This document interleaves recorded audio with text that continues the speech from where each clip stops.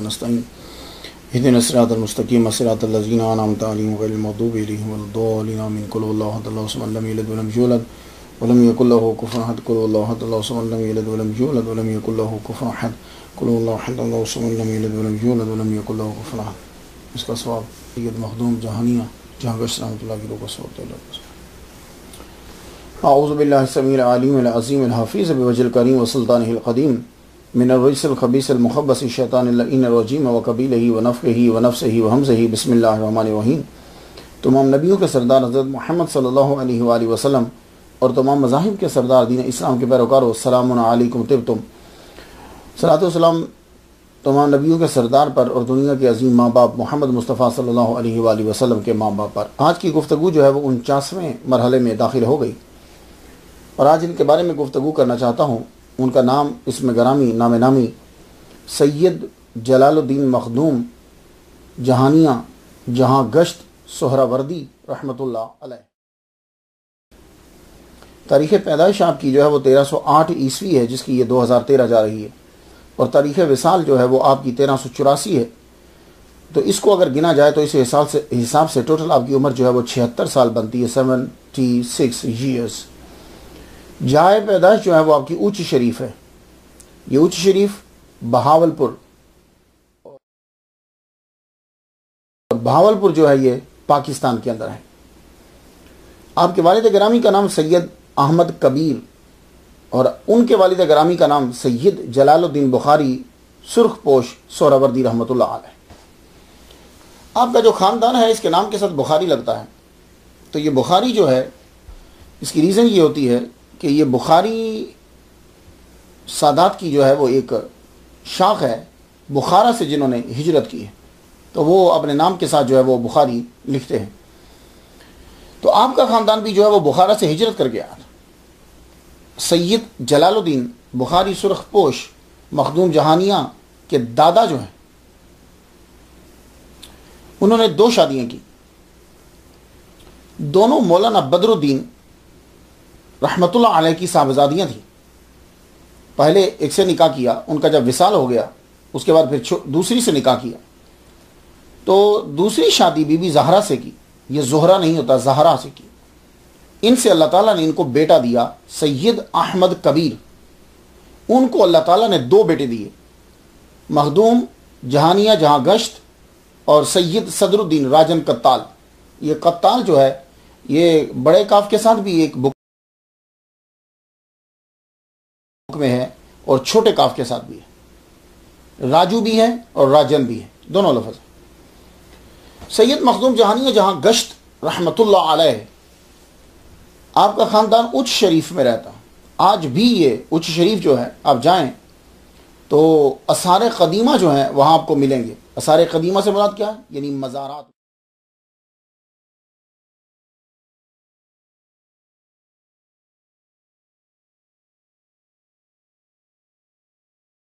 ملیں گے. اور مزارات کے اوپر جو کام ہوا ہے وہ آپ کو نظر آئے گا. ایرانی سٹرکچر جو ہے، جو بلڈنگز ہیں ان کا جو کلر ہوتا ہے، جو ٹائلنگ وہاں ہوتی ہے، ویسی ہی آپ کو اونچ شریف کے اندر بھی ملے گی. اس لیے کہ اونچ شریف کے اندر جو مزارات بنائے گئے ہیں یہ انہی معماروں نے بنائے ہیں کہ جو ایران سے آتے تھے یا جنہوں نے ایران سے مکان بنانے جو ہیں وہ سیکھے تھے. اونچ شریف مرکز بنا سید جلال الدین سرخ پوش سہراوردی رحمۃ اللہ علیہ کی وجہ سے وہ مرکز بنا. اور یہ مرید تھے بہاؤدین زکریا ملتانی رحمۃ اللہ علیہ کے. ہاں یہ بات یاد رکھیے گا. تو اشرفی سلسلہ کے بانی سید اشرف جہانگیر سمنانی فرماتے ہیں کہ آپ کی ولادت جب ہوئی، مخدوم جہانیہ جہاں گشت کی جب ولادت ہوئی تو آپ کے والد گرامی سید احمد کبیر رحمۃ اللہ علیہ جو ہیں وہ محدث اچ شریف عالم بعمل حضرت جمال خندارو کے پاس جو ہے وہ لے کر گئے. یہ اس وقت وہاں اچ شریف کے خانقاہ اور یونیورسٹی کے اندر حدیث مبارکہ پڑھایا کرتے تھے. ان کے پاس لے گئے کہ آپ دعا کیجئے بچے کے لیے. دیکھیے کہ سادات بھی علم کی کتنی تعظیم اور عزت کرتے ہیں کہ جو حدیث پڑھاتے ہیں حالانکہ خود بہت بڑی گردی ہے لیکن پھر یہ تعظیم ان کی کر رہے.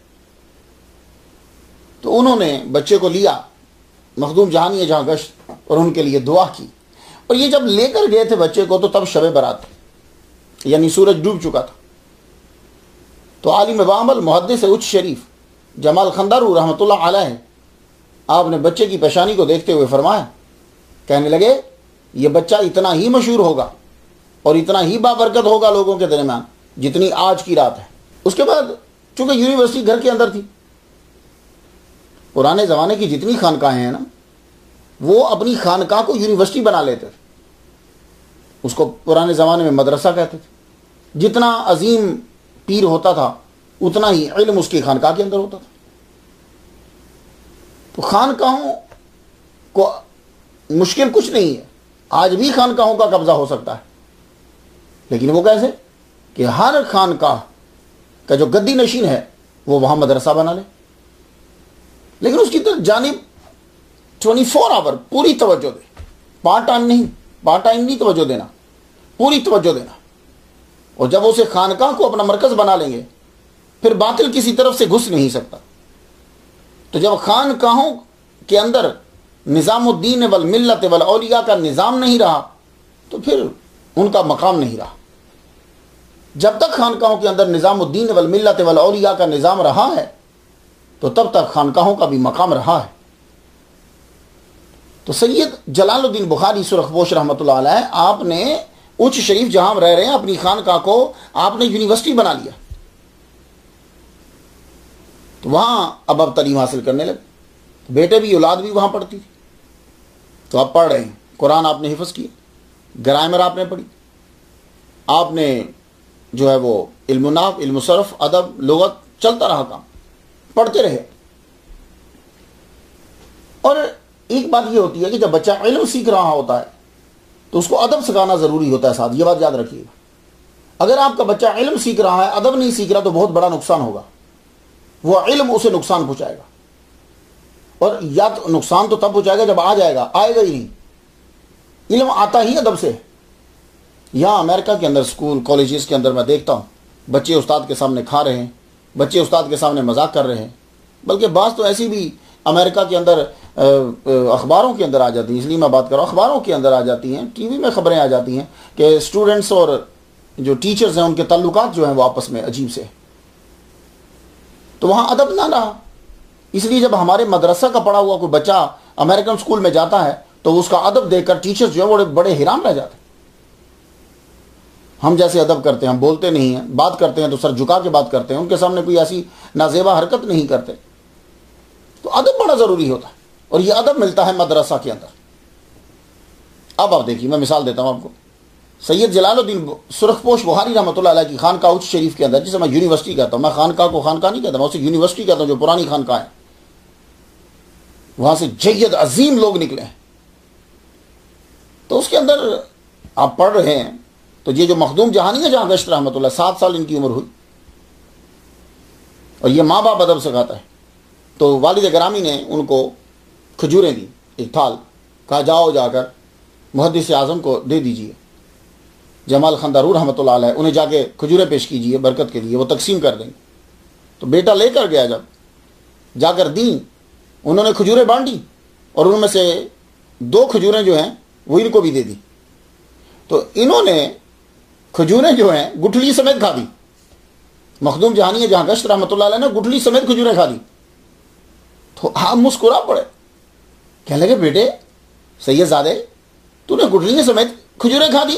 کہا ہاں حضور. کیونکہ ہو سکتا تھا کہ بچے ہوتے ہیں وہ اکثر کھا جاتے ہیں، تو آپ نے سمجھے شاید بچہ جو ہے وہ انجانے میں کھا گیا.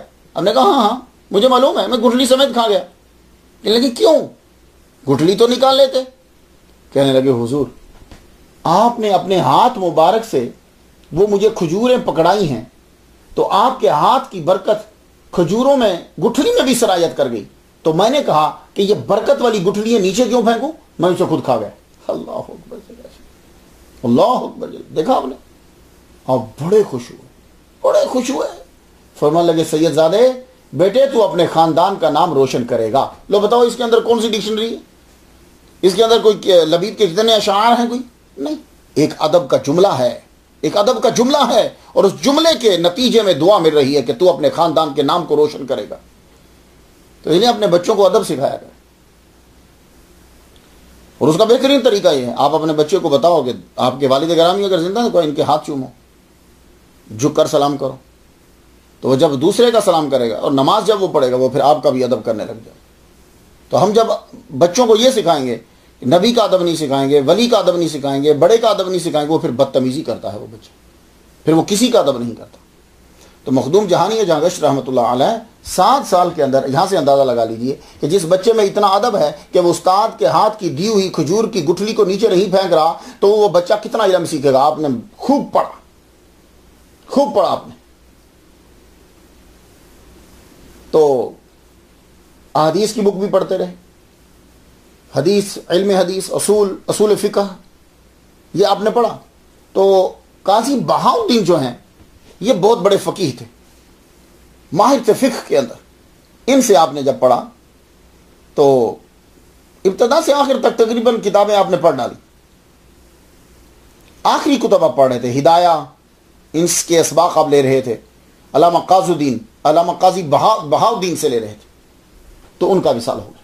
ہدایہ شریف پہ جب آپ پہنچے، اصول کی آخری کتابوں پہ جب آپ پہنچے، تو اس وقت ان کا وصال ہو گیا. جب وصال ہوا، اگر وصال نہ ہوتا تو یہ اپنی ہی یونیورسٹی میں سارے پڑھتے، لیکن چونکہ اسباق آخری تھے، اب آپ کے والد گرامی نے آپ کو ملتان بھیج دیا. ملتان جو ہے وہ ان کا مرکز تھا،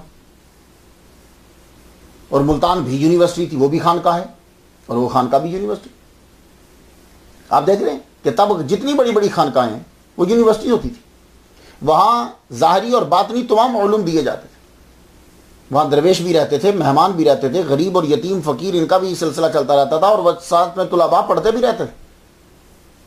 تو اب اچ شریف کے اندر پورا علم ہے، لیکن ایفیلیٹڈ ہے یہ بہاؤالدین زکریا رحمۃ اللہ علیہ کی خانقاہ کے ساتھ، کیونکہ وہاں سے دادا نے سارا سیکھا ہوا ہے.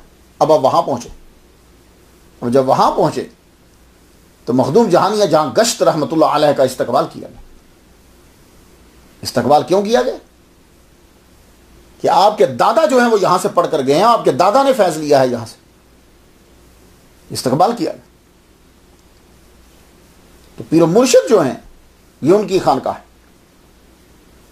سید جلال الدین سرخ پوش رحمۃ اللہ علیہ کا پوتا سید جلال الدین جہانیہ جہاں گشت بہاؤالدین زکریا ملتانی رحمۃ اللہ کے پوتے شیخ رکن الدین ملتانی کے پاس پہنچے. آپ جب مدرسہ میں پہنچے تو انہوں نے استقبال کیا اور یہ تعارف کروایا. تعارف ذرا سنیے گا کیسے کروایا. لوگوں سے یہ کہنے لگے، یونیورسٹی کے اساتذہ سے کہنے لگے، یہ سید جلال الدین سرخ پوش بخاری رحمۃ اللہ کا پوتا ہے، ملنے نہیں آیا، پڑھنے آیا ہے. کہ تم سمجھو کہ شاید ملنے آیا، ہمیں نہیں، پڑھنے آیا ہے. اور سنو، یہ مدرسہ میں قیام کریں گے، مہمان خانے میں نہیں، مدرسہ میں قیام کریں گے، اور ان کا کھانا ہمارے گھر سے آیا کرے گا. اور ہمارے گھر سے بھی نہیں، جو کھانا میں کھاتا ہوں اس میں سے دیا جائے گا سید زادے کو. اور آپ کے لیے جو ہے وہ خاص قسم کا ایک روغن ملا کر، زیتون ملا کر، کچھ میوہ جات ملا کر کھانا آپ کے لیے بنایا جاتا تھا تھوڑا سا، اور اس میں سے آدھا جو ہے وہ آپ کو دیا جاتا. اب آپ نے وہاں پڑھنا شروع کر دیا. آپ کے پڑھنے کے لیے اساتذہ جو ہیں وہ زبردست مقرر کیے گئے. کیوں؟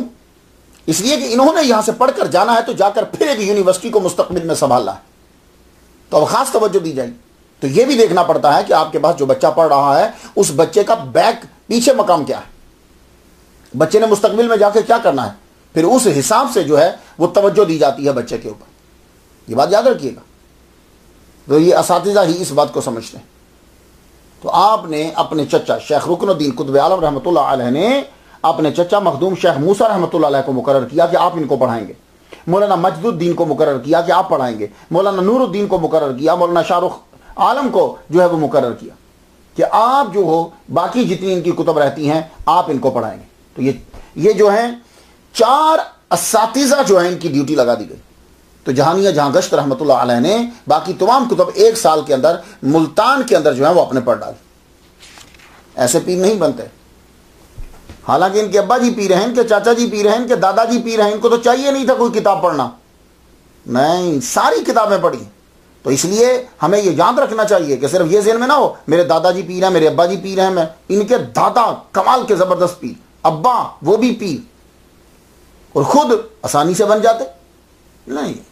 کہا میں پڑھوں گا تو سارا پڑھا.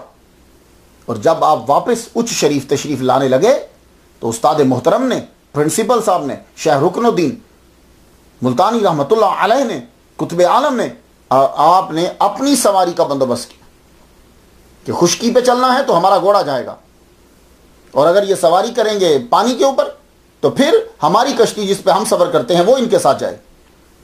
آپ اچ شریف میں جب پہنچے آپ نے 7 قراتوں کے ساتھ قرآن مجید کی تلاوت کی اور وہ سیکھا ہے.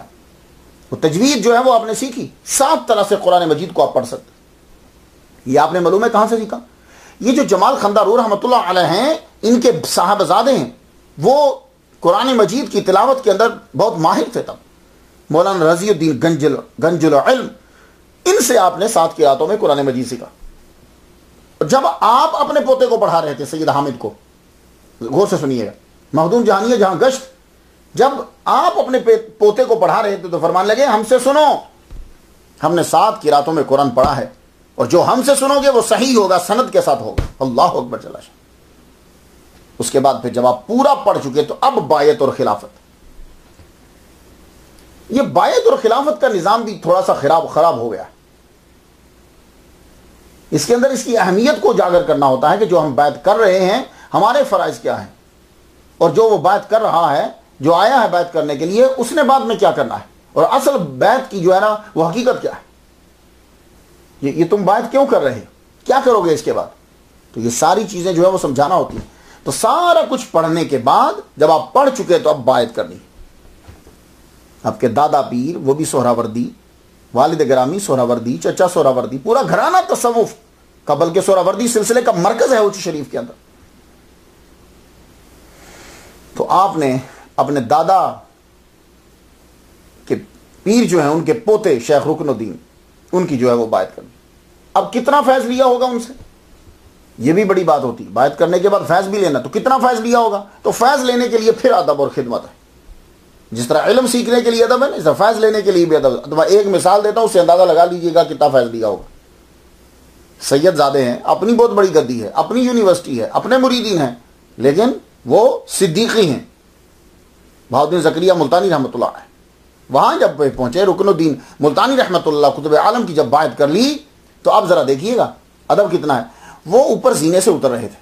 تو آپ کو معلوم ہے نا سیڑھیاں جو ہوتی ہیں وہ اوپر سے، پرانے زمانے میں آپ کو پتا مٹی کی ہوتی تھی نا، تو اوپر سے اتر رہے ہیں. تو جو آخری زینہ تھا نا، اب یہاں سے پاؤں رکھنا تھا یہاں، تو آخری جو زینہ تھا اس کا اور اس کا فاصلہ ذرا زیادہ تھا. تو جب فاصلہ زیادہ ہوتا ہے تو آدمی کے یوں جھٹکا لگتا ہے ٹانگ کو. آپ نے دیکھا کہ جب مرشد نیچے آ رہے ہیں تو آپ فوراً جاتے ہی اس بیچ میں جا کے لیٹ گئے کہ پیر جب پاؤں رکھیں تو آرام سے پاؤں اوپر آ جائے، ان کو درد نہ ہو، جھٹکا نہ لگے.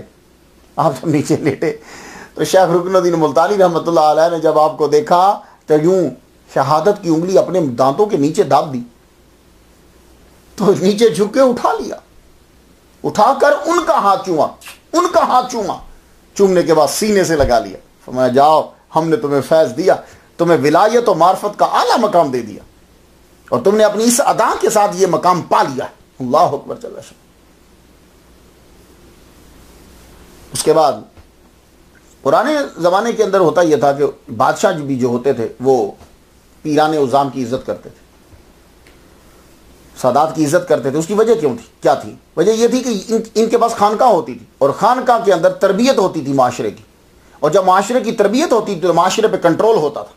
معاشرے پہ کنٹرول ہوتا تھا تو بادشاہ ڈرتا تھا ان سے. لیکن جو تغلق خاندان کا مسئلہ ہے، تغلق خاندان جو ہے وہ چشتیہ سلسلے سے بڑا گھبراتا تھا. اس کے علاوہ جتنے سلاسل تھے اس کی طرف اسے کوئی خطرہ نہیں رہتا تھا، ان کی طرف وہ جھکتا تھا. چشتی خاندان کے اور اس سلسلے کے جتنے لوگ تھے ان کو وہ تنگ کرتا تھا، وہ دانستہ تنگ کرتا تھا، بہانے بلا بنا کے. کیوں؟ اس لیے کہ چشتی سلسلے کی تغلق خاندان کے دور کے اندر تغلق کی اتنی نہیں چلتی تھی جتنی چشتیہ سلسلے کی چلتی تھی. اب آپ سمجھیں، ان کی خانقاہ، ان کا سلسلہ، ان کا سب جو ہے نا وہ بہت بڑا تھا، تو وہ ان سے بڑا ڈرتا تھا، اس لیے ان کو نقصان پہنچاتا تھا. تو یہ جو سہراوردی اور قادری یہ جو سلسلہ تھا اس کی طرف تغلق خاندان جو ہے وہ جھکتا تھا. تو سید جلال الدین مخدوم جہانیہ جہاں گشت رحمۃ اللہ علیہ جو ہیں یہ سہراوردی سلسلے سے تعلق رکھتے. تو اس نے کیا کیا کہ ان کو شیخ الاسلامی کا عہدہ دے دیا. کہا جی آپ شیخ الاسلام ہیں. عہدہ جو ہے وہ آپ نے لے لیا. الدر المنظوم میں لکھا عہدہ لے لیا.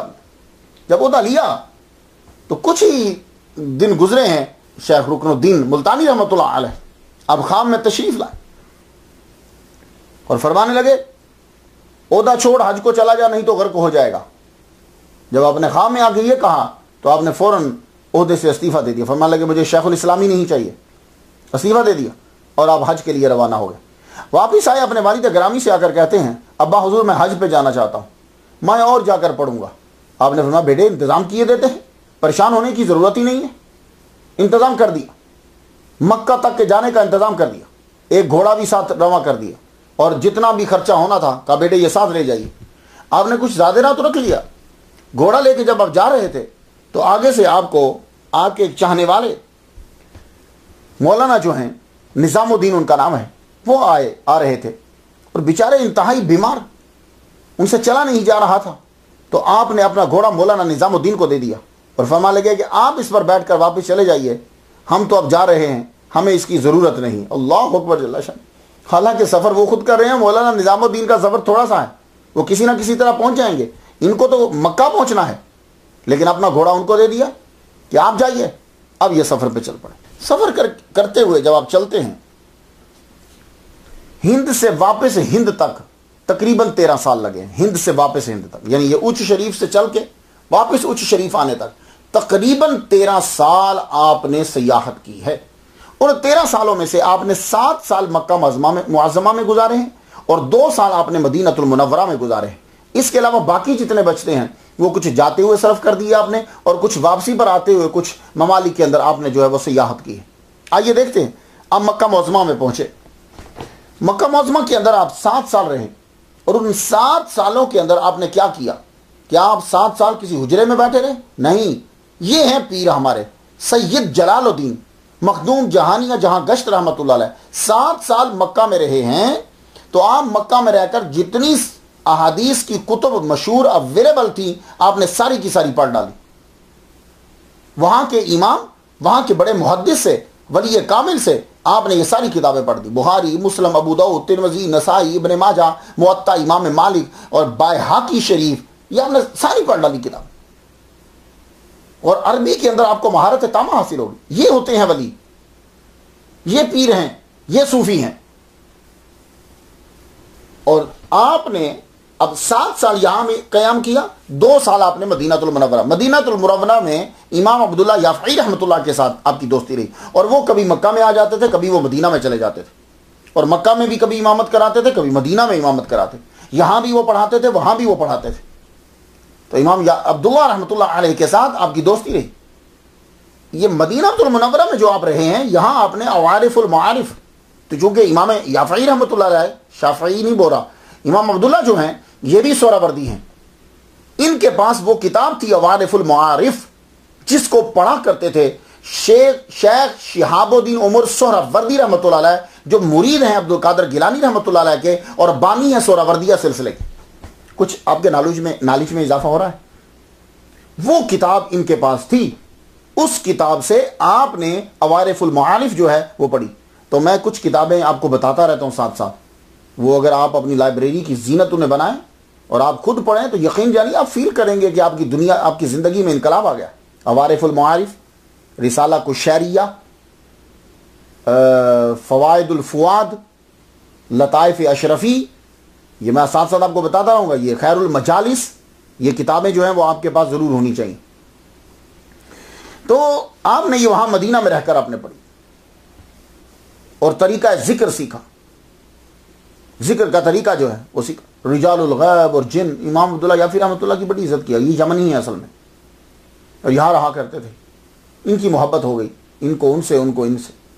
ایک مرتبہ کیا ہوا کہ امام عبداللہ رحمۃ اللہ علیہ آپ کو مسجد نبوی کی ایک جگہ پہ لے گئے اور جا کے کہنے لگے, مخدوم جہانیہ جہاں گشت سے کہنے لگے بھائی تم یہاں عبادت کیا کرو اس جگہ پہ. کہنے لگے حضور یہاں کیوں کیا کرو؟ اب ذرا جملہ سنیے گا, یہاں عبادت کیا کرو. کہنے لگے اس لیے کہہ رہا ہوں کہ تمہارے مرشد جو ہیں شیخ قطب العالم رکن الدین ملتانی سہروردی رحمۃ اللہ ہر جمعہ اور ہر سوموار کو یہاں آ کے عبادت کیا کرتے تھے. اللہ اکبر جل شانہ. کہاں ملتان اور کہاں مدینہ المنورہ, ہر جمعہ اور ہر سوموار کو وہ یہاں آ کر عبادت کیا کرتے تھے. یہ کیا ہے؟ ہو سکتا ہے کہ ابھی آپ لوگ یا بچے یا کوئی نئے آدمی میری بات سنتے ہیں تو کہیں گے مختار یہ ایسا پاسبل ہے یار؟ ہاں، اس کی یہ ٹرمینالوجی استعمال ہوتی ہے، اسے کہتے ہیں طے زمانی اور طے مکانی۔ یہ طے مکانی کیا ہوتا ہے؟ جب آپ تصوف میں ماہر ہو جائیں گے نا، روحانیت کے اندر، یہ سفر کچھ بھی نہیں ہوتا بھائی۔ ہاں، پھر ان کو معلوم پڑ جاتا ہے کہ ہم کو کہاں سے نکل کے کہاں چلے جانا ہے۔ میں ایک سمپل سی مثال دے دیتا ہوں، زیادہ لمبی گفتگو نہیں کرتا کہ میری عادت نہیں ہے سائنس میں جاؤں، فقہ میں جاؤں، ان چیزوں میں جاؤں، میں تو لوگوں کو صرف سادہ چیزیں بتا رہا ہوں۔ آئنسٹائن جو ہے نا، اس نے ایک ورم ہول کا بتایا تھا کانسیپٹ۔ ورم ہول کیا ہوتا ہے؟ وہ اس نے ورم ہول یہ بتایا تھا ایسے کر کے، کہنے لگا دیکھو اگر تم اس طرح، یہ زمین ہے اور یہ آسمان ہے، اگر تم یہاں سے سفر کر کے یہاں جانا چاہو تو تمہیں کئی نوری سال لگ جائیں گے۔ نوری سال یعنی لائٹ کی سپیڈ سے سفر کرتے ہوئے تمہیں کتنے ہی سال لگ جائیں گے کہ تم یہاں پہنچو، تو اتنی زندگی نہیں ہے۔ 1,86,000 مائل پر سیکنڈ تم سفر کرو تو کئی سال لگ جائیں تو بھی نہ پہنچ پاؤ۔ لیکن اگر تمہیں ورم ہول کا پتہ چل جائے تو پھر تم یہاں سے داخل ہو تو تھوڑے دیر میں یہاں پہنچ جاؤ گے۔ یہ آئنسٹائن نے بہت پہلے نظریہ دیا تھا، اور یہی معراج میں ہے۔ ہمارے نبی صلی اللہ علیہ وآلہ وسلم یہاں سے بیت المقدس گئے، بیت المقدس سے وہاں سیدھا اوپر چلے گئے۔ تو یہاں سے سیدھا کیوں نہیں گئے؟ وہاں سے کیوں گئے؟ اس لیے کہ وہ تمام رستے جو ہیں جن میں شارٹ کٹ ہے، وہ رستہ وہاں سے جاتا تھا اوپر، اور وہ خاص رستہ تھا۔ اس لیے جبرائیل علیہ السلام کو بار بار اپنا نام بتانا پڑا ہے۔ جیسے یہاں FBI کی پیٹاگن میں جانا پڑے یا آپ کو کسی خاص جگہ پہ جانا پڑے تو بار بار آپ کو اپنی ID بتانی پڑتی ہے۔ وہ بار بار ID بتا رہے تھے اپنی، کیونکہ اس رستے سے کوئی گزرتا نہیں ہے۔ آپ جائیے پینٹاگن میں چلے جائیے، آپ کسی جگہ جائیے جو امریکہ یا ایون کہ آپ یہ جو آرمی کے ہیں جائیے، آپ کو ہر وقت بتانا پڑے گا، نکال کے یوں۔ ایون کہ جو بڑے سینسٹیو ادارے ہیں وہاں آپ کو اپنی آنکھیں آگے کرنا پڑتی ہیں، وہ آنکھوں کو جو ہے اسکین کرتا ہے، پھر اس کے بعد ہاتھ دینا پڑتا ہے، پھر جا کے دروازہ کھلتا ہے۔ میں سمپل سا بتانا چاہتا ہوں تاکہ آپ کو سمجھ آ جائے۔ تو طے زمانی اور طے مکانی کیا ہوتی ہے کہ آپ جو ہو تھوڑے سے وقت میں یوں سفر کر لیتے ہو۔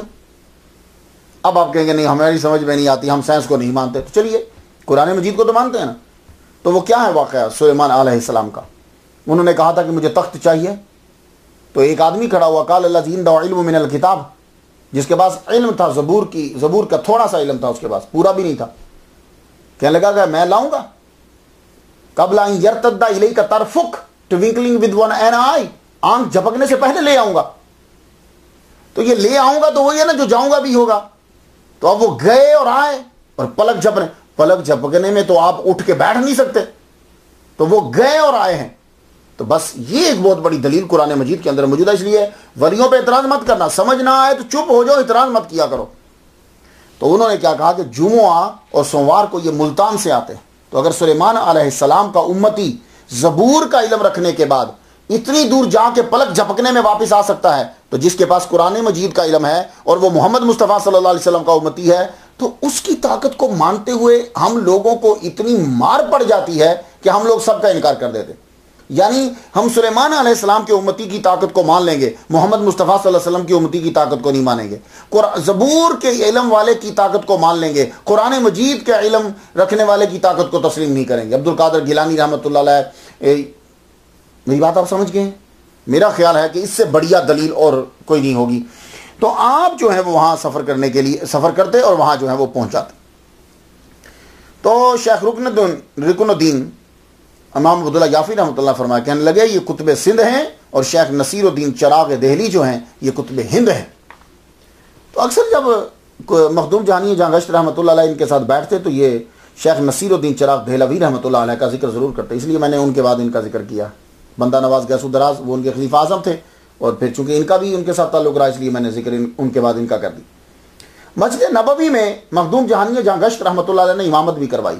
اب وہ کیسے ہوئی؟ امامت کے لیے ہوتا ہے کہ لوگوں کو قابلیت کا اظہار ہو، پتہ چلے تو مصلی امامت پہ کھڑا کرتے ہیں۔ تو مخدوم جہانی جہاں گشت رحمۃ اللہ علیہ کو کیوں کھڑا کر دیا؟ ہوا اصل میں یہ کہ آپ کا رنگ جو ہے وہ تھوڑا سا ملیح تھا، سانولا تھا آپ کا رنگ۔ کیوں؟ اس لیے کہ آپ ملتان پہ رہتے ہیں، ملتان میں گرمی پڑتی ہے، کچھ شریف ملتان یہ سارا علاقہ جو ہے یہاں گرمی پڑتی ہے، اور گرمی جہاں پڑتی ہوگی وہاں رنگ ذرا سانولا ہوگا. آپ کا رنگ سانولا تھا تو وہ مدینہ کے لوگوں نے کہا کہ تم سید نہیں ہو، مجاوروں نے کہا تم سید نہیں ہو. انہوں نے کہا اچھا. تو آپ حضور صلی اللہ علیہ وآلہ وسلم کے پاؤں کی طرف کھڑے ہو گئے، اور پاؤں کی طرف کھڑے ہو کے کہنے لگا السلام علیکم یا جدی، آ میری جد، آپ کا سلام ہو. محمد مصطفیٰ صلی اللہ علیہ وسلم کے روضہ اطہر سے جواب ہے وعلیک السلام یا ولدی، یا میرے بیٹے تجھ پر بھی سلام ہو. اللہ اکبر جل شانہ، تجھ پر بھی سلام ہو. انت منی وقرۃ عینی، تو مجھ سے ہے، میری آنکھوں کی ٹھنڈک ہے. اور اس وقت وہاں جب آپ نے یہ جملہ بولا تو شیخ بدر الدین یمنی رحمۃ اللہ علیہ بھی موجود تھے، اور مجاوروں نے بھی اس جملے کو سنا. مجاور تو کھڑے ہو گئے، ہاتھ چومنے لگے، سید زادہ سید زادہ، آپ کے نسب کی تصدیق ہو گئی. تو سب نے کہا حضور آپ امامت کرائیے. تو مخدوم جہانیہ جہاں گشت رحمۃ اللہ علیہ نے مسجد نبوی میں امامت کرائی. ایسے پیر ہوتے ہیں، یہ صوفی ہوتے ہیں. آپ پتہ نہیں کن صوفیوں کو دیکھ کر صوفیہ پر اعتراض کرتے ہیں. یہ ہیں صوفیہ مسجد نبوی میں جا کر امامت کروا رہے ہوئے ہیں. امام عبداللہ اولیاء کا تذکرہ کر رہے ہیں. تذکرہ کرتے ہوئے ان کے منہ مبارک سے چراغ دہلی رحمۃ اللہ علیہ کا ذکر چھڑ گیا. تو اولیاء ہند کا ذکر کہ کون کون سے اولیاء ہیں وہاں. تو امام عبداللہ خود ہی کہنے لگے دہلی درویشوں سے خالی ہو گیا ہے. سن لو، شیخ نصیر الدین چراغ دہلوی کے دور میں یہ بات ہو رہی ہے کہ دہلی درویشوں سے خالی ہو گیا. ہاں، مگر جو گزر گئے ہیں ان کا اثر نصیر الدین چراغ دہلوی میں ہے. وہ دہلی کا چراغ ہے. یہاں سے مشہور ہوئے تھے آپ چراغ دہلی، جو اپنے وجود سے مشائخ کے طریقوں کو روشن رکھے ہوئے. تب مخدوم جہانیہ جہاں گشت رحمۃ اللہ علیہ نے ارادہ کیا جب بھی یار واپس جاؤں گا نا میں یہاں سے، میں نصیر الدین روشن چراغ دہلی رحمۃ اللہ علیہ کو ضرور ملوں گا. یہ نظام الدین اولیاء رحمۃ اللہ علیہ کے مرید ہیں، ان کو ضرور ملوں گا. آپ جو ہیں 9 سال یا 10 سال آپ کو ہوئے تو ایک دن آپ مکہ میں لیٹے ہوئے ہیں، کیلولہ فرما رہے ہیں. تو سرکار جب آپ سو رہے ہیں، یعنی کیلولہ جو ہے یہ ظہر سے پہلے تھوڑی دیر کے لیے ہوتا ہے، یہ سنت ہے. کیلولہ آپ فرما رہے ہیں تو خواب کے اندر شیخ رکن الدین آپ کے پیر مرشد جو ہیں وہ تشریف لائے اور فرما لگے واپس چل، اٹھو تیاری کرو اور واپسی کا رخت سفر باندھو. واپسی کا آپ اٹھے، تیاری کی، اب واپس چل. آپ تقریباً 6 حج اکبر کر چکے. کتنی بڑی سعادت ہے. اور وہاں سے روانہ جب ہوئے تو رستے میں آپ مشہور جگہوں میں بھی ہوتے آئے. کچھ تو کر چکے تھے جاتے ہوئے، اور کچھ آپ نے واپسی میں بھی. 33 بزرگوں سے آپ نے فیض لیا. 33 بزرگوں سے خرقہ، ان میں سے 20 جو ہیں وہ سہراوردی ہیں. سنا آپ نے. تو حقیقت یہ ہے کہ آپ کے اندر پاور اتنی تھی، آپ جس سے ہاتھ ملاتے تھے اس کا فیض لے لیتے تھے، خود ہی لے لیتے، فیض لے لیتے آپ. اللہ اکبر جل شانہ. اتنی محبت پیدا ہو جاتی کہ وہ بزرگ آپ کو اپنا فیض دے دیتا. تو آپ نے جو سفر کیا ہے اس کے 7 سالہ مکہ کا، 2 سالہ مدینے کا، یہ سارا ملا کے 13 سال جو ہے آپ کا پھرنا. کہتے ہیں کہ اس لیے آپ کو جہاں گشت کا ٹائٹل دے دیا گیا. جہاں گشت تو آپ سمجھتے ہیں پیٹرول، پھرنا، جہان کو پھرنے والا، پورے جہان میں پھرنے والا. 13 سال تقریباً آپ نے سیاحت کی. Khyber, Ghazni, Afghanistan, Balkh, Bukhara, Shiraz, Tehran, Kerman, Hamadan, Istanbul, Sinjar, Badakhshan, Khwarezm, Nishapur, Tabriz, Isfahan, Yemen, شام، دمشق، عراق، مصر، مکہ، مدینہ، ہندوستان کے کئی علاقے. اس وجہ سے آپ کو جہاں گشت کا ٹائٹل دیا گیا. اور مخدوم جہانیہ نام آپ کا جو ہے وہ سید جلال الدین ہے، اپنے دادا کے نام پہ ہے. ان کا نام بھی جلال الدین تھا، ان کا نام بھی جلال الدین. آگے پڑا مخدوم جہانیہ اور جہاں گشت. تو یہ جہاں گشت تو آپ سمجھ گئے. اب مخدوم جہانیہ کیا ہے؟ تو بس جیسے موج آ جاتی ہے بچوں کی. آج بھی ہمارے ہاں عید کا دن ہے، امریکہ کے اندر عید کا دن ہے. میرے بچے میں داخل ہو گئے، عیدی دے دیجیے. تو ایک دن سید جلال الدین مخدوم جہانیہ جہاں گشت رحمۃ اللہ علیہ بہاؤالدین زکریہ ملتانی رحمۃ اللہ علیہ کے روضہ اطہر پر گئے، ان کی قبر پر. فرما لگے بابا عیدی دو. جواب آیا جاؤ ٹائٹل دیا تمہیں مخدوم جہانیہ کا. کچھ بات سمجھ میں آئی آپ کی؟ اس کے بعد شیخ صدر الدین ملتانی رحمۃ اللہ علیہ کے دروازے پہ گئے، ان کی روزہ پہ فاتحہ پڑھی. کہا کچھ عیدی مل جائے گی؟ فرمائیں گے جاؤ مخدوم جہانیہ کا ٹائٹل دیا تمہیں کہ جہان تیری خدمت کرے. پھر آپ اپنے پیر و مرشد شیخ رکن الدین ملتانی رحمۃ اللہ علیہ کے دروازے پہ آئے، ان کی قبر میں. کہا حضور کچھ عیدی دیجئے مجھے. کہا وہی عیدی ہے, جاؤ مخدوم جہانیہ, تجھے یہ ٹائٹل دیا جاتا ہے. تو جب آپ باہر نکلے سلام اور فاتح پڑھ کر باہر نکلے تو باہر کے لوگ کہنے لگے مخدوم جہانیہ, مخدوم جہانیہ, مخدوم جہانیہ. تو اب کچھ سمجھ آ گیا آپ کو. سید جلال الدین مخدوم جہانیہ جہاں گشت. مخدوم جہانیہ ٹائٹل ہے جو آپ کو پیر خانہ سے ملا ہے, اور جہاں گشت وہ ٹائٹل ہے جو عوام نے آپ کو دیا ہے 13 سال کی سیاحت کی وجہ سے. اللہ اکبر جل شان.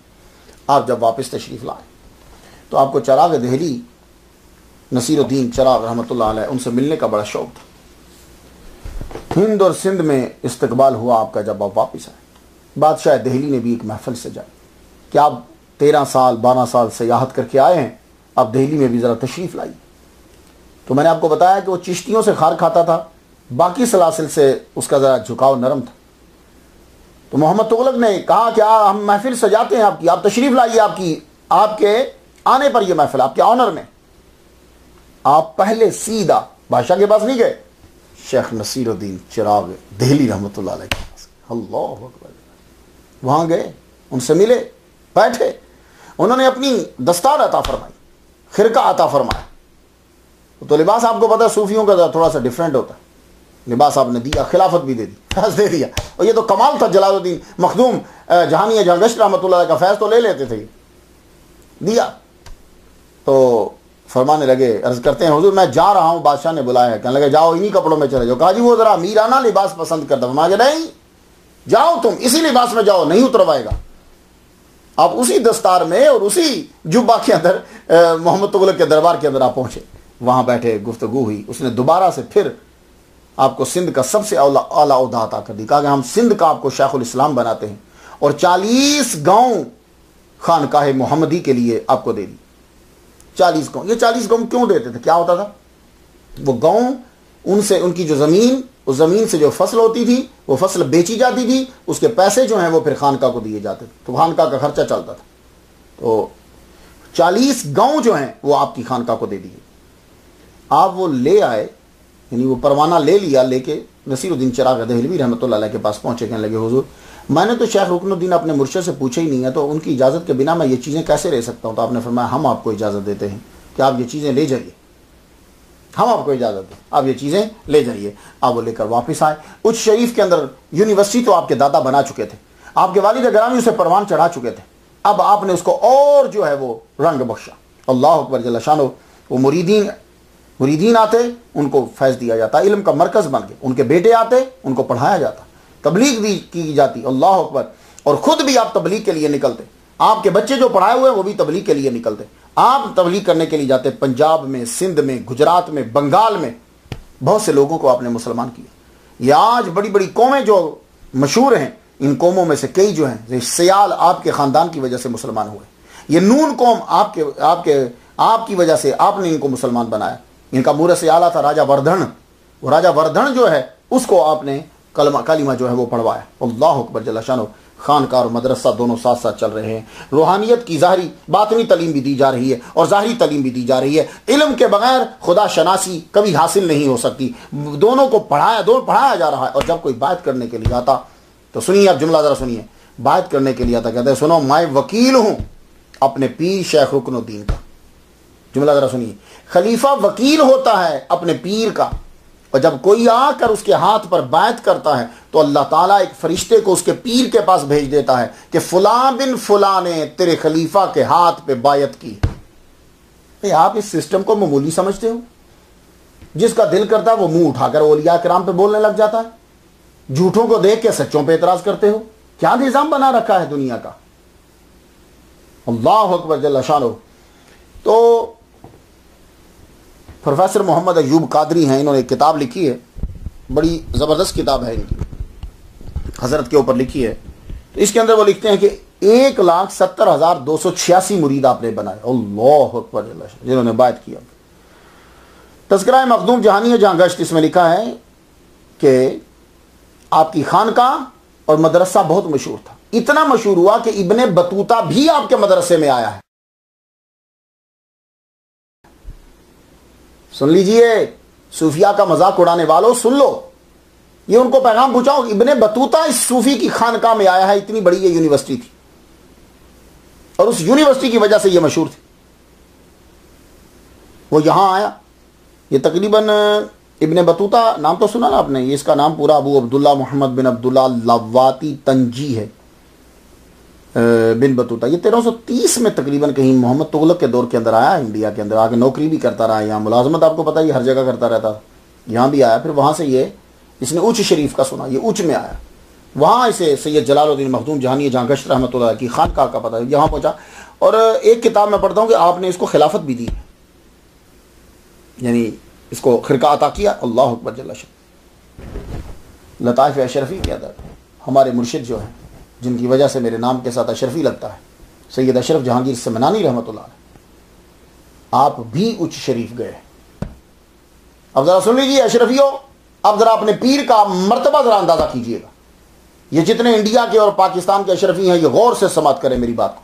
سید اشرف جہانگیر سمنانی رحمۃ اللہ علیہ فرماتے ہیں کہ میں اچ شریف گیا. لطائف اشرفی میں لکھتے ہیں، یہ کتاب بھی آپ لوگ اپنے مطالعے میں ضرور کی. کہتے ہیں میں وہاں گیا، جب میں وہاں پہنچا تو آپ نے ان کے بارے میں انہیں دیکھا، ان کے ساتھ رہے. ایک ہی ملاقات نہیں، کئی ملاقاتیں. تو آپ نے ان کے بارے میں ایک جملہ لکھا، کہتے ہیں آپ مظہر العجائب ہیں اور مصدر الغرائب ہیں. مظہر العجائب ہیں اور مصدر الغرائب ہیں، یعنی عجیب و غریب چیزیں آپ سے صادر ہوتی ہیں. اللہ اکبر. فرماتے ہیں کہ میں خانقاہ میں گیا تو سید اشرف جہانگیر سمنانی رحمۃ اللہ خود بادشاہ ہیں، سمنان کے بادشاہ رہے ہیں. کہتے ہیں کہ جب میں ان کی خانقاہ کے اندر گیا تو محبت ہوگی مجھ سے، اور مجھے اجازت تھی کہ جہاں آپ رات کو عبادت کرتے تھے وہاں جانے کی مجھے اجازت تھی. میں پہلی رات جو ہے میں اس کمرے میں داخل ہو گیا جہاں سید جلال مخدوم جہانیہ جہاں گشت رحمۃ اللہ، جلال الدین مخدوم جہانیہ جہاں گشت رحمۃ اللہ علیہ رات کو عبادت کرتے تھے. میں اندر کمرے میں داخل ہوا تو کیا دیکھتا ہوں کہ آپ کا جسم 7 حصوں میں بٹ کر مختلف جگہوں میں پڑا ہوا ہے، اور ہر عضو سے، ہر حصے سے اللہ تعالیٰ کی تسبیح مختلف زبانوں میں ادا ہو رہی ہے. میں ایک دم پریشان ہو گیا. دیکھیے نا، اب آپ کمرے میں داخل ہو تو دیکھو کہ سر کہیں پڑا، دھڑ کہیں پڑا، ٹانگیں کہیں پڑی ہیں، اور ہر ایک سے آواز آ رہی ہے. آپ پریشان نہیں ہوں گے؟ تو سید اشرف جہانگیر سمنانی رحمۃ اللہ فرماتے ہیں میں پریشان ہو گئے. وہ ایک دم سے اپنی اصلی حالت میں واپس آ گئے. اپنی اصلی حالت میں واپس آئے تو مسکرا پڑے، کہنے لگے جاؤ اشرف جہانگیر، ہم نے یہ مقام تمہیں دیا. اشرفیوں خوش ہو جاؤ، ہمارے مرشد کے پاس یہ بھی مقام ہے. کہنے لگے جاؤ میں نے تمہیں مقام دیا، یہ مقام دیا. دوسرے دن فرماتے ہیں اشرف جہانگیر سمنانی رحمۃ اللہ میں گیا تو دیکھا میں نے ان کو کہ ان کا جسم جو ہے وہ بہت بڑا ہو گیا، کمرہ چھوٹا پڑ گیا ہے اور جسم ایسے سوراخ میں سے بھی گوشت باہر نکل رہا. میں ایک دم ڈر گیا. وہ اپنی صورت میں پھر واپس آ گئے. واپس آئے تو کہنے لگے مجھ پر لفظ اللہ تعالیٰ کے نام بسیط، اس میں بسیط کی تجلی مجھ پر پڑی، اور یہ تو تمہیں اتنا بڑا نظر آ رہا، اور جاؤ یہ مقام بھی ہم نے تمہیں دیا.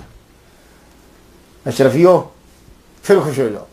تیسری رات فرماتے ہیں کہ ہم جب گئے تو مخدوم جہانیہ جہاں گشت رحمۃ اللہ علیہ، اس میں نور کی تجلی اور اتنا لطیف آپ کا خوبصورت، اتنا لطیف آپ کا جو ہے وہ جسم، ایک ایک ذرہ، ایک ایک شے جو ہے وہ مجھے نظر آ رہی. اللہ اکبر جل شانہ. کہنے لگے پھر ایک دم سے آپ اپنے اصلی حالت میں واپس آئے تو کہنے لگے یہ اللہ تعالیٰ کے اس میں نور کی تجلی ہے ہمارے اوپر. اللہ اکبر جل شانہ. جاؤ یہ مقام ہم نے تمہیں دیا. پھر فرماتے ہیں کہ یہ چیز مجھے جب عطا کر دی تو اس کے بعد انہوں نے تمام حاجات کے لیے تعویذ غفوری جو ہے اس کی مجھے اجازت دے دی. تعویذوں کے کچھ نام ہوتے ہیں جیسے پندریاں ہے، غفوری ہے، یہ تو اس کا اجازت دی. اور مجھے جب میرے مرشد سید مدنی میاں جو اشرف جہانگیر سمنانی رحمۃ اللہ کی اولاد میں سے ہیں، اب جو ہیں سید مدنی میاں جب امریکہ میں تشریف لائے تو انہوں نے مجھے خلافت دی. تو اعلان کیا، مجمع میں تھے سب لوگ، شہنشاہ ہوٹل شہنشاہ میں بیٹھے ہوئے تھے، تو اعلان کیا. ویسے بھی میرے خلافت نامے میں بھی لکھا تمام تعویذات اور تمام وظائف جتنے ہمارے اشرف جہانگیر سمنانی رحمۃ اللہ کی عطا کردہ ہیں اور اشرفی سلسلے کے اندر وہ سب کی اجازت میں مختار شاہ نعیمی کو جو ہے وہ میں دیتا ہوں. تو یہ ان کو جو اجازت ہے یہ آگے پھر اشرفی سلسلہ میں یہ چلتے آتے ہیں. اللہ اکبر جل شانہ. سید اشرف جہانگیر سمنانی رحمۃ اللہ آخری بار جب اچ شریف گئے تو سید جلال الدین مخدوم جہانیہ جہاں گشت رحمۃ اللہ علیہ نے جتنے مشائخ تھے جن سے جو آپ نے وظیفہ لیا تھا، جو فیض لیا تھا، وہ نام لے کے وہ سارے وظائف سید اشرف جہانگیر سمنانی رحمۃ اللہ علیہ کو عطا فرما دیے. اس لیے میرے زیادہ تر لسنر انڈیا میں ہیں، میں ان سب سے گزارش کروں گا کہ جو اشرفی ہے وہ پختہ ہو جائے، پختہ ہو جائے۔ تمام پیر سچے ہیں، تمام پیر سچے ہیں، کوئی نہیں، لیکن آپ جو اشرفی ہیں وہ پختہ ہو جائے اور دیکھیں اپنے پیر کا ہر چیز کا کمال ان کے پاس ہے۔ اور جب آپ نے کسی بھی اشرفی سلسلے پہ بات کر لی ہے، کسی بھی لائن کو پکڑ لیا ہے یا کسی بھی رسی کو پکڑا ہوا ہے جو جا کے ملتی اشرف جہانگیر سمنانی رحمۃ اللہ علیہ سے ہے، تو وہ فیض آپ کھینچ لو گے اگر آپ کے اندر پاور ہوگی اور آپ سچے ہوں گے۔ اللہ اکبر جل شانہ۔ مخدوم جہانیہ کا حلم، یہ جو حلم ہے نا، مجھے اللہ تعالیٰ کے سارے نام اچھے لگتے ہیں، کمال کے نام ہیں، لیکن مجھے سب سے اچھا نام اس کا نام حلیم لگتا ہے۔ کیوں؟ یہ صفت کسی اور کے اندر کمال درجے کی نہیں ہے۔ علم کے بعد حلم، یہ صرف اگر کسی کے پاس مکمل ہے تو وہ اللہ کے پاس ہے اور کسی کے پاس نہیں۔ اس لیے کہا گیا ان ربک علیم حلیم، تیرا رب علیم اور حلیم ہے۔ کیوں؟ کہ جب علم آ جاتا ہے پھر حلم نہیں رہتا آدمی کے پاس۔ حلم کیا ہے؟ حلم ویسے ٹیکنیکل لفظ نہیں بولوں گا، سادہ بتاتا ہوں۔ حلم یہ ہوتا ہے کسی سے باوجود اس کی برائی کو جانتے ہوئے نہ اس کی عزت کم کرنا، نہ اس کو نقصان پہنچانا، برداشت کرتے رہنا، اسے کہتے ہیں حلم۔ اور بھی اس کی تشریح الگ ہے، یہ میں سادہ کر رہا ہوں۔ اکثر ایسا ہوتا ہے کہ ہمیں اگر نالج نہ ہو تو ہم بندے کی عزت کرتے رہتے ہیں، بندے پر عنایات کرتے رہتے ہیں، اور جب ہمیں اس کی برائی کا پتہ چل جائے یا اس سے نافرمانی سرزد ہو جائے تو پھر ہماری عزت کرنا بھی ختم ہو جاتا ہے، پھر اس کے بعد ہماری عنایات بھی ختم ہو جاتی ہیں۔ وہ میرا رب جو 70 ماہوں سے بڑھ کے پیار کرتا ہے، وہ میرے ہر عیب کو جانتا ہے، میں کتنا گناہگار ہوں، میں کتنا گندا ہوں وہ جانتا ہے، لیکن دیکھ لو نہ میری آنر ختم ہو رہی ہے اور نہ میری عزت ختم ہو رہی ہے، نہ اس کی عنایات ختم ہو رہی ہے۔ اس لیے مجھے ان ربک علیم حلیم، یہ جو حلم ہے، اگر یہ حلم نہ ہوتا سب تباہ ہو چکے ہوتے، کسی کی عزت نہ ہوتی۔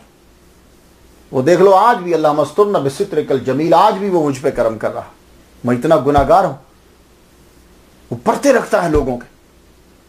تو یہ حلم جو ہے یہ ولی کے اندر یہ صفت ہونا ضروری ہوتی ہے۔ یہ بات یاد رکھیے، جو صوفی بنے گا وہ یہ صفت جہاں تک رکھ سکتا ہے رکھے، اسے زیادہ سے زیادہ کوانٹٹی اس کی ہونی چاہیے اس کے اندر، بردباری، حلم۔ اور ایک بات یاد رکھیے گا، وہ ایک سالن بھی ہے جس کو ہم حلیم کہتے ہیں، وہ غلط ہے، وہ لحیم ہوتا ہے، وہ حلیم نہیں ہوتا۔ حلیم اللہ کا نام ہے، حلیم کسی سالن کا نام نہیں ہے۔ ان ربک علیم حلیم، وہ لحیم ہے، لحم سے لحیم، اس میں گوشت زیادہ ڈلتا ہے، دال ڈلتی ہے، وہ لحیم۔ تو علم کے بعد حلم، اللہ اکبر جل شانہ۔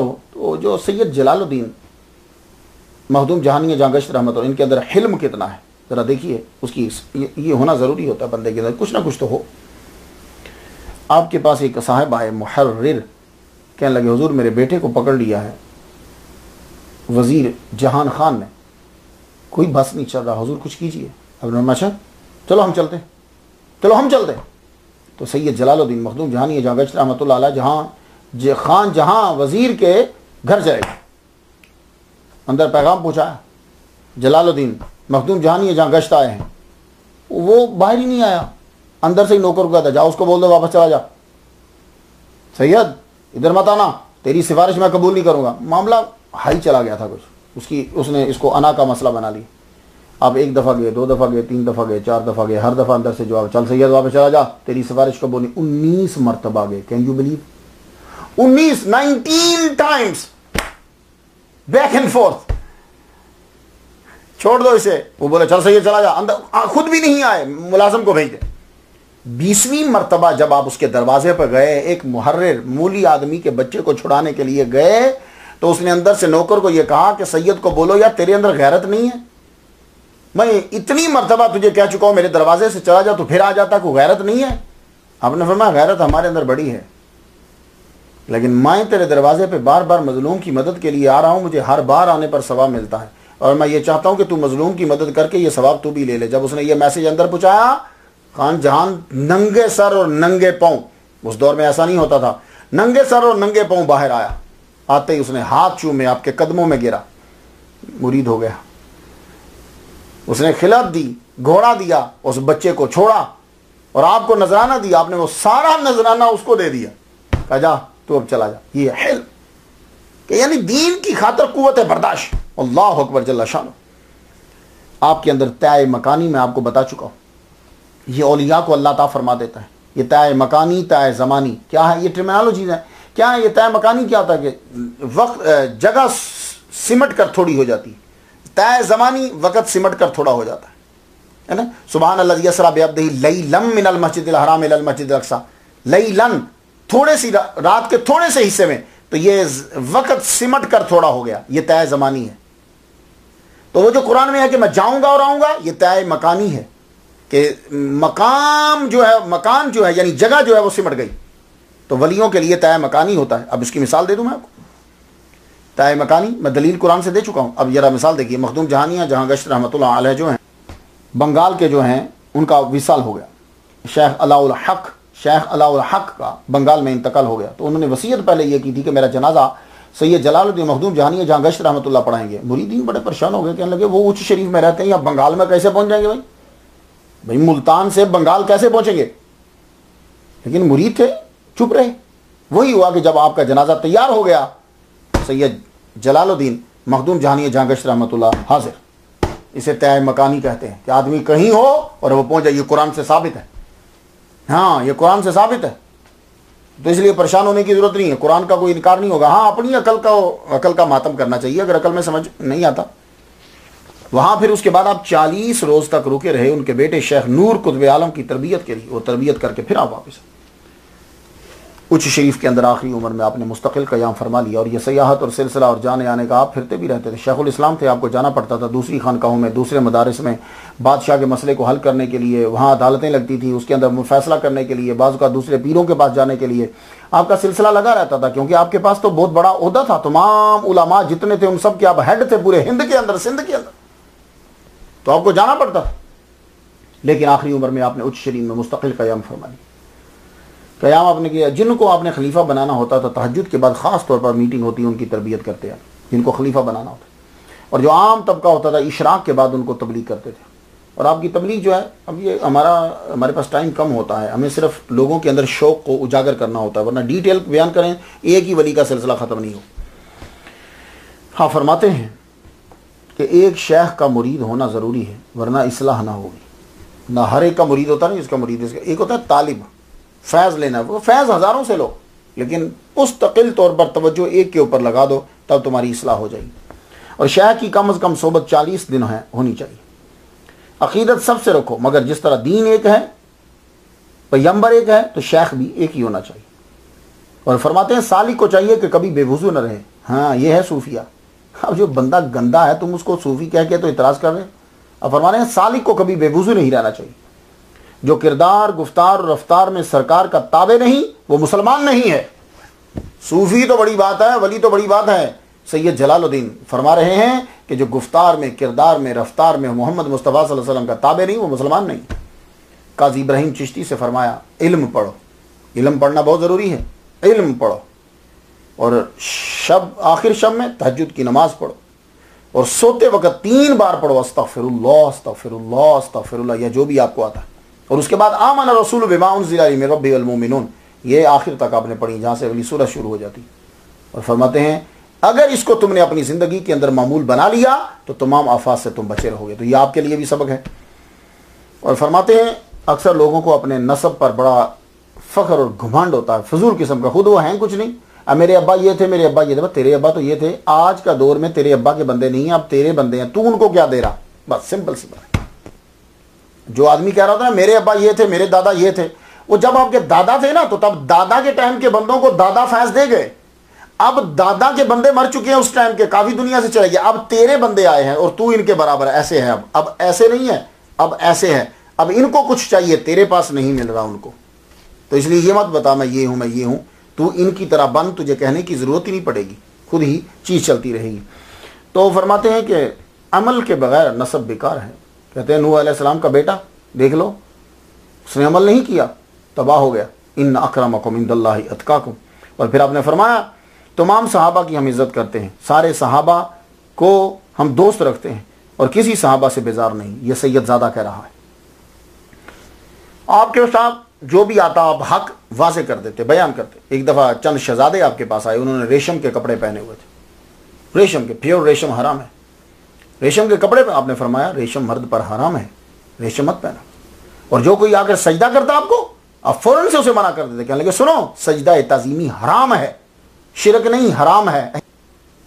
اب جس نے دنیا میں آنا ہے اس نے آخرکار جانا بھی ہے۔ جنوری 1384 میں آپ بیمار ہو گئے۔ آپ نے اپنے مرید خاص شیخ قوام الدین سے پوچھا تم بتاؤ تو صحیح یار میرے بعد خلیفہ جانشین کس کو بننا چاہیے، یہ تو ذرا بتاؤ۔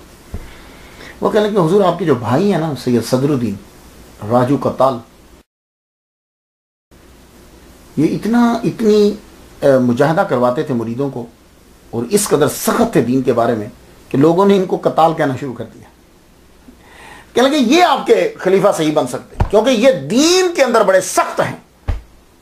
تو اس دور میں لوگ پسند اسے ہی کرتے تھے جو دین کے اندر، جس کے اندر نرمی نہیں ہوتی تھی۔ آپ نے فرمایا ٹھیک ہے۔ آپ نے اپنے تمام تبرکات اور ساری چیزیں جو ہے وہ انہیں دے دی، اپنا خلیفہ اعظم جو ہے مقرر کیا۔ اپنے بیٹے ناصر الدین محمود کو صرف ایک خرقہ آپ نے رکھی۔ 10 ذی الحج کو علالت کے باوجود آپ نے عیدگاہ میں نماز پڑھنے کے لیے آپ گئے۔ دیکھا آپ نے صوفیوں کو، بیمار بھی ہیں اور عید میں نماز پڑھنے کی، واپس جب آئے تو غروب آفتاب کے وقت آپ کی طبیعت بہت خراب ہوئی اور آپ دنیا سے جو ہے وہ رخصت ہو گئے، رخصت ہوئے۔ اللہ اکبر جل شانہ 10 ذی الحج کو۔ اور یہ جو آج میں آپ کو سامنے تقریر کر رہا ہوں یہ بھی عید کا دن ہے اور سورج غروب ہو چکا ہے۔ اللہ تعالیٰ اپنی بارگاہ میں قبول فرمائے۔ میں ان کے لیے فاتحہ پڑھ چکا، آپ بھی پڑھ دیجئے گا۔ وآخر دعوانا ان الحمد للہ رب العالمین۔